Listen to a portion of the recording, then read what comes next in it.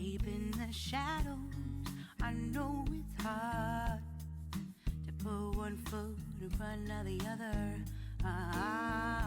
Hi guys, welcome to the channel. My name is CeeChronicles, and on this platform I post fragrance related content.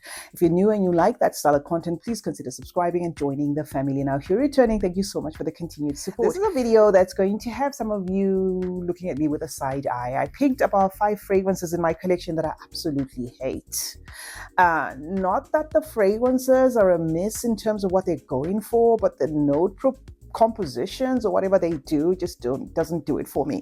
I posted a fragrance tray, and when I did post that, I told you guys about this fragrance, and I said I was going to feature it in the fragrances that I don't like. This is called Mule from the House of Paris Corner, a fragrance that draws inspiration of I think it's Blue Moon by Kilian. There is a note in here that turns saliva-like, okay, and it's just one of those that is off-putting to me. The note pyramid in itself has ginger, which is a note that I absolutely love. It has mint, cypress, lemon, and bergamot. But there is something about this fragrance that's kind of vibes like a clash of notes to me. It's pretty piercing. Then it becomes sort of like a mishmash of a lot of things happening at the same time. It will give you fresh, it will give you aquatic, it will give you spicy, it will give you clean, but it's just something that's not really doing it for me. Maybe it's that mix of the moss and the mint. I don't know, guys. What happened with this fragrance? First impressions, I didn't have a problem with it because I was spraying a lot of fragrances when I was doing videos, and then one day I thought, okay, let me try layering combinations with this juice to see, what else I can wear it with, because it does pull masculine.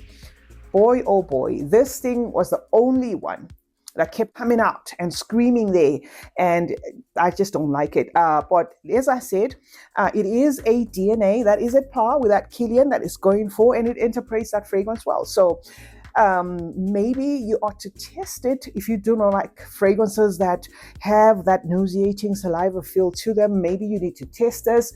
Or if you love that Blue Moon by Kilian, you can absolutely purchase this fragrance because it does vibe like that. It's just that, to me, as I said, it's got that note that is quite annoying. It's called Mule from the House of Paris. Next up is Hypnotic Vanilla from the House of Arabiette. I love Arabiette a lot. I love especially their Prestige line. This is off the Prestige line, and that is like the creme de la creme. I wish they could do more in terms of distribution because they do have very good fragrances. Now, why I have Hypnotic Vanilla on the lineup of fragrances that I do not like is not because it's not doing what it's supposed to be doing. This fragrance draws inspiration off that Jean Paul Gaultier Divine, and I remember when Divine was released, Jean Paul Gaultier is dramatic when it comes to their bottles. Divine is the one that comes with that silhouette with a gold dress, and it is just a glamorous looking bottle. I remember going to one store near me called Cat's Beauty. I just wanted to smell that fragrance. Sprayed that fragrance, big mistake on my hand, and there was just something in that fragrance that was so annoying. I just couldn't pin it.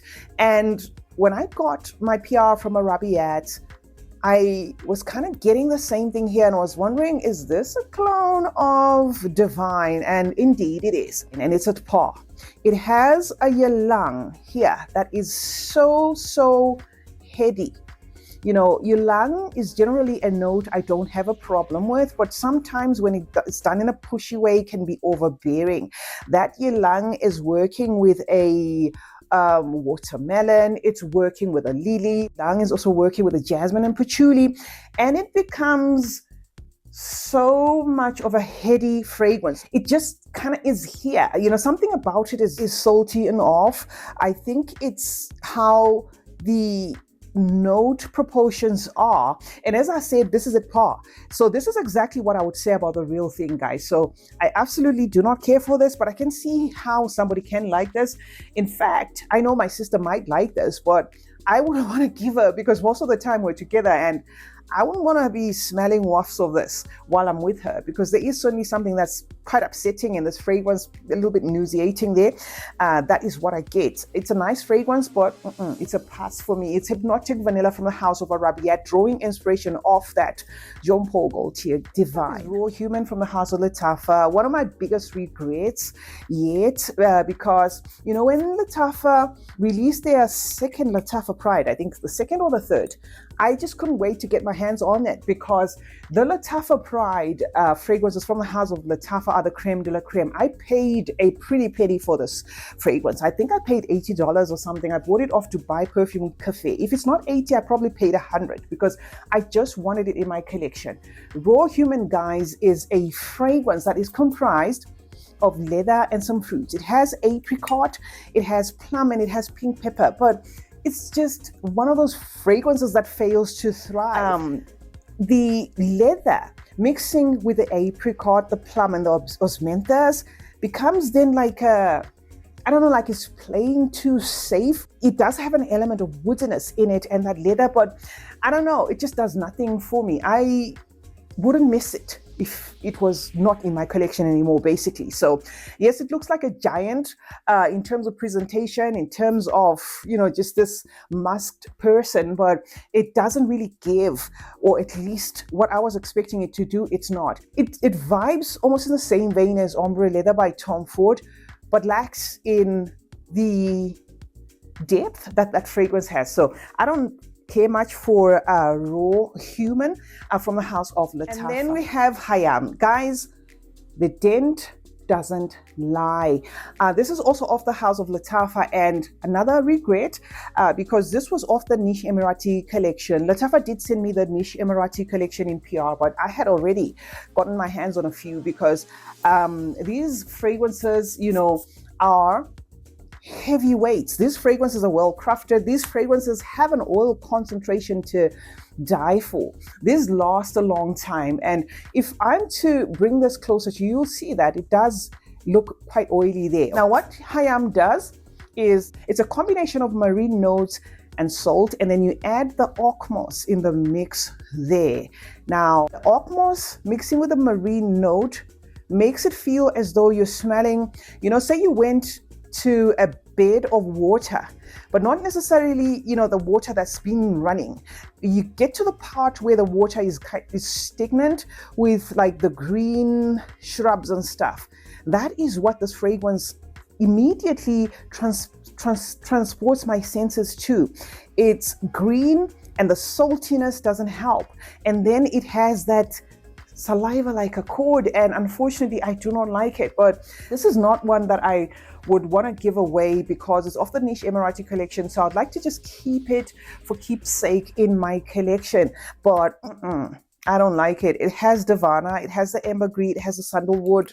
Sandalwood is not even given a chance here, so I don't really like this fragrance, guys. It's called Hayam. I will keep it because it's off the Niche Emirati, but I don't think I'm going to use it. It's called Hayam from the House of Lattafa, off their Niche Emirati. The last one on the lineup is going to be Opulent Red from the House of Lattafa. Honestly speaking, I bought this one because of the bottle, and this, when it comes to the hate, let's say, I don't really hate it that much, but it's not a fragrance that I see myself using that much, because the opening is beautiful, and then it starts to do things where it feels, to my nose, greasy, you know, to my senses, greasy and busy. This one has oud, blood orange, woods, vanilla, tonka, it has cognac, so it's going to be boozy at the same time. But if you look at the list of notes that this one has, then you will know exactly what I'm talking about, that this one is trying to do a lot of things at the same time. The blood orange I can smell, and I wish it could be more, you know, on top of the situation, if you will, but then it gets muffled in this smokiness, inky oudiness, that sort of thing. It is Middle Eastern toned, really not that bad, but I'm just saying it's not a fragrance that gives me character per se, because it's just a lot of things happening at the same time. The last time I had a fragrance vibe like this was when I smelled at Louis Vuitton's Nude de Feu. If you have smelled that fragrance, you will know that it is a complex fragrance. It has like an inky rubbery accord. That's what I get from this fragrance. Sometimes I like it, sometimes I just can't do it. And it's the sort of fragrance that I feel would be maybe better worn in very, very cold weather, if you know what I mean, or the sort that I wear at the hem of my clothes. So I just wanted to drop it here as an honorable mention, but it's not that bad or as bad as some of the ones I showed you here. It's Opulent Red from the house of Lattafa. The last one on the lineup, CeeChronicles is my name. Thank you so much, guys, for joining me today. Let's meet in the comment section where we discuss more about fragrances. Remember to turn on post notifications. That way you get to be notified anytime I upload a video. And also throw in the comment section, guys, if you do have fragrances that are complex and just didn't work for you. I'd love to know about them. And remember, guys, that smelling good is a form of good manners. Cheers.